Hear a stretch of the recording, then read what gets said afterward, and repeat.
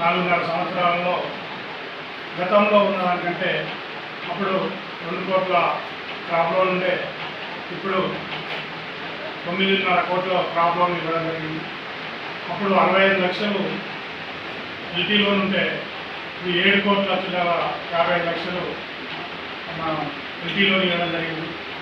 అదే కాకుండా రైతులకు గ్రామాన మరి ఆలయంలో ఒకటే దగ్గర యూరియా అమ్మి రైతులు ఎన్నో ఇబ్బందులు పడుతున్న క్రమంలో మా పాలకవర్గం ఆలోచన చేసి ఈ విధంగా అయితే రైతులకు ఇబ్బంది అవుతుంది, రైతుల దగ్గరికే మేము పోతామని చెప్పి గొల్లకొండలో ఒక షాప్ ఓపెన్ చేసి అక్కడ కూడా యూరియా ఇవ్వడం జరుగుతుంది. కొల్లూరులో కూడా ఒక షాప్ ఓపెన్ చేసి అక్కడ కూడా యూరియా ఇవ్వడం జరుగుతుంది. ఇక్కడ ఆలయంలో కూడా యూరియా ఇవ్వడం జరుగుతుంది. రైతులకు ఏ ఇబ్బంది లేకుండా మా శాయశక్తుల పనిచేస్తున్నాం.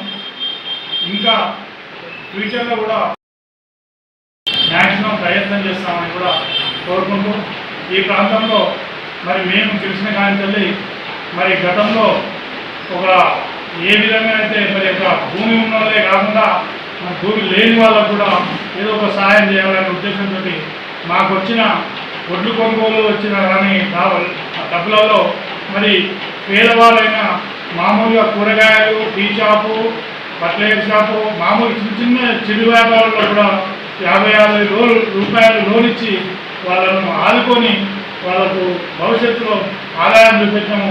నిన్న కాకుండా ఒక రైతు వచ్చి నా దగ్గరికి వచ్చి అన్నాడు, 50,000 రూపాయలు ఆయనకి ఏ భూమి లేదు, ఒక మన దగ్గర ఉన్న సొసైటీలో ఉన్న భూమి ఆయన సురుకు పెడితే నేను 50,000 రూపాయలు అనామతం ఇస్తే ఆయన కిరాణా షాప్ పెట్టుకొని 50,000కు ఈ అప్పు తీరే వరకు నేను 50,000 సంపాదించుకున్నా.